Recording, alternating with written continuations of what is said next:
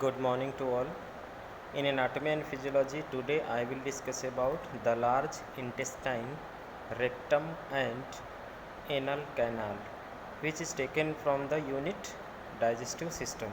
So, what are the large intestine, what are the rectum and what are the anal canal, इसके बारे में आज की class में हम डिस्कस करेंगे. So first point is the large intestine is about 1.5 meter long. इससे पहले हम स्मॉल इंटेस्टाइन पढ़े थे, वो अबाउट 5 मीटर लॉन्ग थी और ये जो लार्ज इंटेस्टाइन होता है ये लगभग 1.5 मीटर लॉन्ग होता है. Beginning at the caecum at the right iliac fossa and terminating at the rectum and anal canal deep in the pelvis. It means कि जो लार्ज इंटेस्टाइन होता है वो स्टार्ट कहाँ से होता है, सीकम नामक पोर्शन से, मतलब सीकम की जगह से, जो कहाँ पे होता है, राइट इलियाक फोसा के पास में. एंड जहाँ पे लार्ज इंटेस्टाइन ख़त्म होता है वो हमारा होता है रेक्टम, जो कि हमारे पेल्विस के और एनल कैनाल के काफ़ी डीप में होता है. नेक्स्ट पॉइंट डिस्कस करेंगे. It's lumen about 6.5 centimetre diameter, यानी इसका जो डायमीटर होता है वो 6.5 सेंटीमीटर होता है डायमीटर में. Then larger than that of the small intestine. जो इसका डायमीटर होता है लार्ज इंटेस्टाइन का, तो वो स्मॉल इंटेस्टाइन से थोड़ा बड़ा होता है. अब हम लार्ज इंटेस्टाइन की पोजीशन एंड इसकी लोकेशन के बारे में जानकारी देंगे. ये फिगर है 12.29. ये लार्ज इंटेस्टाइन के जितने भी पार्ट्स हैं वो यहाँ पे दिखाए गए हैं. यहाँ पे देखिए, मैंने बताया था सीकम से स्टार्ट होता है ये लार्ज इंटेस्टाइन, और फिर इसके बाद द एंड कहाँ पे होता है, रेक्टम के पास. ये यहाँ पे डीप इन द पेल्विक, यानी पेल्विक का सबसे डीप पोर्शन में जहाँ पे रेक्टम होता है, ये लार्ज इंटेस्टाइन वहाँ से ख़त्म होती है. सीकम के बाद असेंडिंग कॉलम्स होता है ये ऊपर की ओर, फिर इसके बाद ट्रांसवर्स कॉलम होता है ट्रांसवर्स लाइन की ओर. देन आफ्टर डिसेंडिंग कॉलम्स होता है यहाँ पे, और डिसेंडिंग कॉलम के बाद ये जो छोटा सा कर्व होता है इसको सिग्मोइड कॉलम बोलते हैं. देन आफ्टर लास्ट में रेक्टम. तो ये इतनी जगह से मुड़ी हुई होती है, और जो स्मॉल इंटेस्टाइन है उससे थोड़ा सा डायमीटर इसका ज़्यादा होता है. अब इसके पॉइंट वाइज डिस्कस करेंगे इसके बारे में. For descriptive purpose the large intestine divided into the, कौन से डिस्क्रिप्टिव पर्पस के अनुसार हम इसको कुछ पोर्शंस में डिवाइड करते हैं, वो कौन से हैं. पहला होता है सीकम, जैसे मैंने अभी पिक्चर में बताया. नेक्स्ट होता है कॉलम, नेक्स्ट होता है sigmoid column and rectum and anal canal. इतने पोर्शंस में ये डिवाइड होता है. सबसे पहले हम सीकम के बारे में डिस्कस करेंगे. This is the first part of the large intestine. ये जो सीकम होता है ये लार्ज इंटेस्टाइन का फर्स्ट पार्ट होता है. It is a dilated region which has a blind end. इसमें एक डायलेटेड रीजन होता है थोड़ा सा, और ये जो डायलेटेड रीजन होता है ये इंफीरियर साइड पे, अंदर साइड पे ब्लाइंड इंड होता है, यानी यहाँ से इंड होता है, इसमें आगे की ओर कोई रास्ता नहीं होता. And it is continuous with the ascending column superiorly. और ऊपर की ओर अगर देखेंगे तो ये असेंडिंग कॉलम से सीकम जो है तो कंटिन्यू जुड़ा हुआ होता है.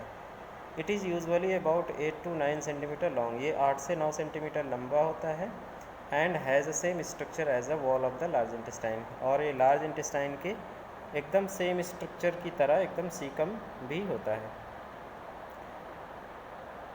But contain more lymphoid tissue. जो सीकम होता है तो लार्ज इंटेस्टाइन की अदर जगहों की अपेक्षा लिम्फॉइड टिश्यू इसमें ज़्यादा होते हैं. ये आप यहाँ पे देखेंगे सीकम का ब्लाइंड इंड वाला पोर्शन. सीकम को अगर हम अंदर साइड से देखेंगे तो ये पोर्शन आप देख रहे हैं, ये सीकम है.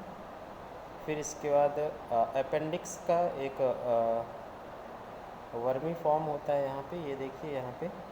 तो ये अपेंडिक्स के अटैचमेंट को यहाँ पे शो करता है। और इसके बाद ये ब्लाइंड इंड का मतलब ये होता है कि यहाँ पे आगे कोई रास्ता नहीं है। यहाँ पे आप देख सकते हैं ये ब्लाइंड इंड वाला पोर्शन है। फिर इसके बाद ये अपेंडिक्स है यहाँ।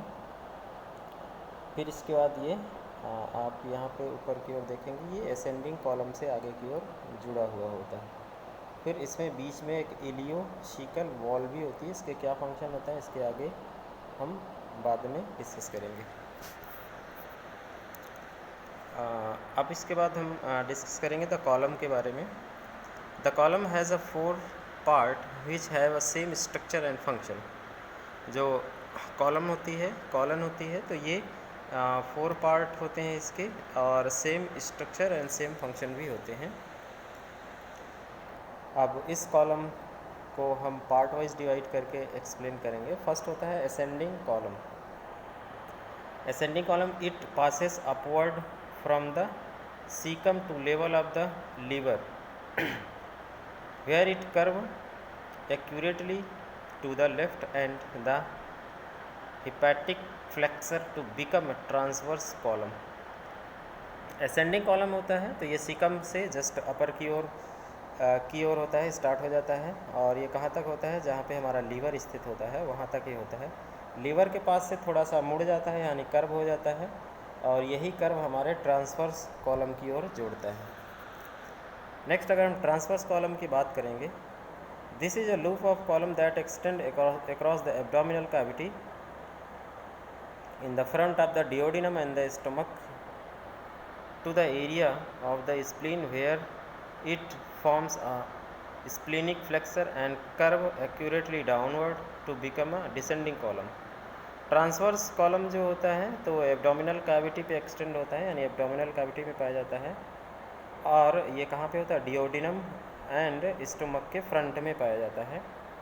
इसके अलावा इसमें स्प्लीनिक एक फ्लेक्सर होता है। स्प्लीनिक फ्लेक्सर एक मोड़ है जो कि और आगे की ओर ये डिसेंडिंग कॉलम बनाता है यानी अगला जो मोड़ होता है इसका डिसेंडिंग कॉलम कहलाता है। नेक्स्ट हम डिसेंडिंग कॉलम की बात करेंगे। This passes down the left side of the abdominal cavity, then curve toward the midline after enters the true pelvis. It is known as the sigmoid column. Descending column जो होता है वो नीचे की ओर मतलब लार्ज इंटेस्टाइन के नीचे की ओर जाने वाला पोर्शंस होता है। This passes down to the left side of the abdominal cavity. Abdominal cavity के लेफ्ट साइड पे पाया जाता है और इसमें छोटा सा एक कर्व इसमें भी होता है मिड लाइन की ओर और जो मिड लाइन की ओर जो कर्व होता है तो वो सिग्मोइड कॉलम नाम से जाना जाता है। अब सिग्मोइड कॉलम क्या होता है इसके बारे में डिस्कस करेंगे। This part describe as a S shaped curve in the pelvis that continue downward to become a rectum. Sigmoid column जैसे मैंने ऊपर अभी पिक्चर में भी दिखाया था तो सिग्मोइड कॉलम एक कर्व शेप एस शेप का यानी एक छोटा सा स्ट्रक्चर होता है जो कि आगे जा कर के रेक्टम से जुड़ता है। नेक्स्ट अब हम रेक्टम के बारे में डिस्कस करेंगे। This is slightly dilated section of the large intestine about 13 centimetre long. Rectum about 13 centimetre के आसपास लंबाई पे होता है। It leads from the sigmoid column and terminated in the anal canal. यानी ये सिग्मोइड कॉलम से होते हुए ये एनल कैनाल पे रेक्टम लगभग इंड हो जाता है। अब what are the anal canal इसके बारे में डिस्कस करेंगे। The anal canal this is a short passage of the 3.8 centimetre long that in the adult in leads from the rectum to the exterior. 2 sphincter muscles control the anus. The internal sphincter consisting of smooth muscles is under the control of the autonomic nervous system and external sphincters formed by the skeletal muscles under voluntary control। Anal canal की अगर बात करेंगे तो anal canal लगभग 3.8 centimetre लंबा होता है और इसमें रेक्टम ये 3.8 सेंटीमीटर लंबा होता है एडल्ट में and leads from the rectum to the exterior. यानी ये कहाँ तक होता है कुछ स्पिंक्टर्स होते हैं, इसमें एक्सटीरियर पोर्शन होता है, वहाँ तक एनल कैनाल फैला हुआ होता है। देन आफ्टर क्या होता है, दो इसमें स्पिंक्टर्स पाए जाते हैं जो कि हमारे एनस को कंट्रोल करते हैं। एक होता है इंटरनल स्पिंक्टर, तो जो इंटरनल होता है स्मूथ मसल से बने होते हैं और इनवॉलेंट्री होते हैं। फिर इसके बाद जो एक्सटर्नल होते हैं वो स्केलेटल मसल से मिलकर के बने होते हैं, और ये हमारे वॉलेंट्री कंट्रोल यानी ये वॉलेंट्री, इनमें वॉलेंट्री कंट्रोल होता है। इसको हम पिक्चर के माध्यम से समझने की कोशिश करेंगे।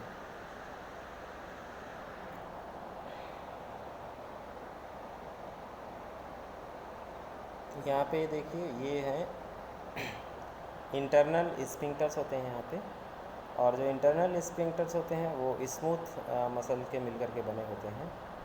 और इसके अलावा इसमें कुछ एक्सटर्नल स्पिंक्टर्स होते हैं। एक्सटर्नल स्पिंक्टर्स यहाँ पे ये देखिए डॉट डॉट में दिख रहे होंगे।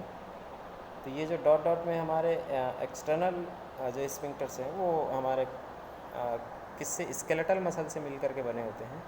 स्केलेटल मसल से मिलकर के बने होते हैं तो यानी वॉलेंट्री होते हैं, यानी एनस का ये जो सर्कल के अंदर वाला एरिया दिखा रहे हैं, एनस का ये वाला एरिया जो स्केलेटल मसल से टच में रहता है, तो हम ये वॉलेंट्री होता है, यानी हम चाह करके इसको सिकोड़ और फैला सकते हैं। तो ये था कुछ structure arrangement of the muscles fibre मतलब सराउंडिंग द एनस। नेक्स्ट हम डिस्कस करेंगे इसके स्ट्रक्चर के बारे में।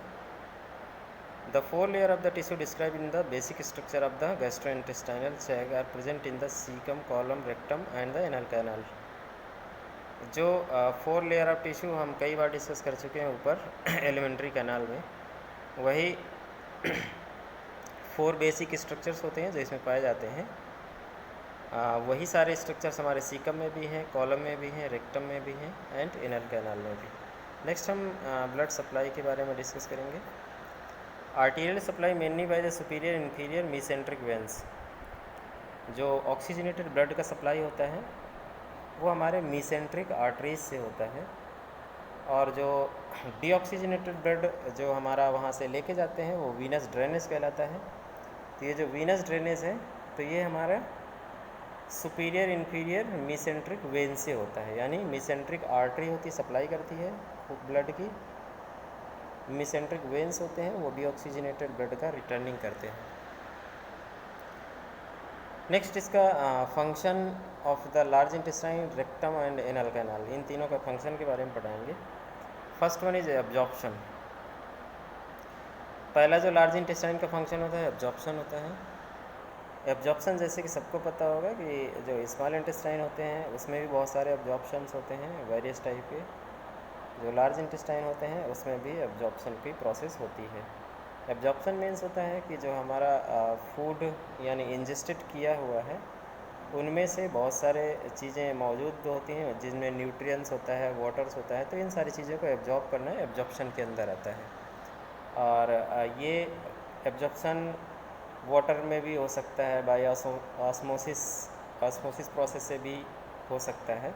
तो ये सारी प्रोसेसेस हैं जो एब्जॉर्प्शन के अंदर आती हैं। तो पहला इसका फंक्शन होता है एब्जॉर्प्शन। नेक्स्ट फंक्शन होता है माइक्रोबियल एक्टिविटीज़। लार्ज इंटेस्टाइन में वेरियस टाइप के बैक्टीरिया भी होते हैं जो कि हमारे बॉडी के लिए हार्मफुल नहीं है, लेकिन इनका कुछ इम्पॉर्टेंट रोल होता है माइक्रोबियल एक्टिविटी में। The large intestine have heavily colonised by certain type of bacteria which synthesise vitamin K. कुछ बैक्टीरिया जो बहुत सारे होते हैं हमारे लार्ज इंटेस्टाइन में, तो वो विटामिन के को सिंथेसाइज करते हैं एंड फॉलिक एसिड को भी सिंथेसाइज करते हैं। दे इंक्लूड, इनमें कौन कौन से बैक्टीरिया इंक्लूड होते हैं? इसेरिया कोलाई होता है, इंटेरोबैक्टर एरोजेंस होता है, स्ट्रेप्टोकोकस फैसिलिस होते हैं एंड क्लोस्ट्रीडियम परफिंगेंस होते हैं। तो ये सारे बैक्टीरियाज होते हैं जो कि हमारे विटामिन के और फॉलिक एसिड के सिंथेसाइज करने में भी काम आते हैं या बनाने में काम करते हैं। These microbes are commensals that is normally harmless in humans. जितने भी बैक्टीरिया के नाम बताया ये ह्यूमंस के लिए हार्मफुल नहीं है जब तक ये हमारे माइक्रोबियल एक्टिविटी में इंक्लूड होते हैं। लिमिट से जब ज़्यादा बढ़ते हैं तब ये हमारे बॉडी के लिए हार्मफुल हो सकते हैं। नेक्स्ट हम डिस्कस करेंगे हाइड्रोजन, कार्बन डाइऑक्साइड, मीथेन। ये जितने भी प्रकार की गैसें हैं तो ये हमारे बैक्टीरियल के फॉर्मेंटेशन से ये इस गैसेस को यानी ये प्रोवाइड करते हैं। जैसे कि पॉइंट वाइज हम डिस्कस करेंगे, hydrogen, carbon dioxide and methane are produce by the bacterial fermentation of the unabsorbed nutrients, especially carbohydrate gases pass out of the bowel as a flutters wind। यानी कुछ gases भी होती हैं और कुछ nutrients भी होती हैं जो एब्जॉर्ब नहीं होते हैं, तो वो इन बैक्टीरियल एक्टिविटी में क्लियर हो जाते हैं। Next, large number of the microbes present in the faeces. यानी ये जितनी भी बैक्टीरियल एक्टिविटी होती है तो बैक्टीरियल एक्टिविटी के बाद जो फीसेस होता है यानी जो वेस्ट प्रोडक्ट, तो उसमें माइक्रोब्स बहुत सारे लार्ज नंबर में प्रेजेंट रहते हैं। इसीलिए गवर्नमेंट ने क्या करवाया था कि ओपन डिफिकेशन बंद कराने के बहुत सारे प्रयास किए थे, बिकॉज ऑफ इसमें लार्ज नंबर ऑफ बैक्टीरियाज होते हैं जो कि बीमारी फैला सकते हैं। नेक्स्ट हम डिफिकेशन के बारे में पढ़ेंगे। Usually rectum is empty, but when a mass movement force the content of the sigmoid column into the rectum in the nerve ending in its wall are stimulated by the stretch. In the infant, defecation occur by reflex involuntary action. However, during the second of the third year of the life, ability to override the defecation reflex is learned. It means कि जो defecation की process होती है तो usually जो rectum होता है वो एम्प्टी होता है, खाली होता है, लेकिन जब वहाँ पे फीसेस प्रेजेंट हो जाते हैं तो फीसेस प्रेजेंट होने के बाद वहाँ पे जो भी वेस्ट मटेरियल जब बढ़ेगा तो उस समय पे वहाँ की जो मसल्स होती हैं वो स्ट्रेच हो जाती हैं। स्ट्रेच होने के बाद वहाँ पे जो कुछ नर्व एंडिंग पाए जाती हैं जो कि हमारे स्टिमुलेट होते हैं और डिफिकेशन की जो प्रोसेस होती है वो कंप्लीट होती है यहाँ पे। और ये इनवॉलेंट्री होती है, यानी जो डिफिकेशन की जो नर्व एंडिंग होती है और जो स्ट्रेचेस होते हैं ये इनवॉलेंट्री होता है, और जो डिफिकेशन प्रोसेस होता है वो वॉलेंट्री एक्शंस होता है। नेक्स्ट, अगर हम बच्चों की बात करेंगे तो इसमें दिया हुआ है कि जो बच्चों का डिफिकेशन होता है वो इनवॉलेंट्री एक्शन के ज़रिए हो जाता है, मतलब कि वो बिना चाह करके जो बच्चे होते हैं वो डिफिकेट कर देते हैं। बिकॉज ऑफ क्या होता है कि उनकी जो लर्निंग एबिलिटी होती है वो बहुत कम होती है।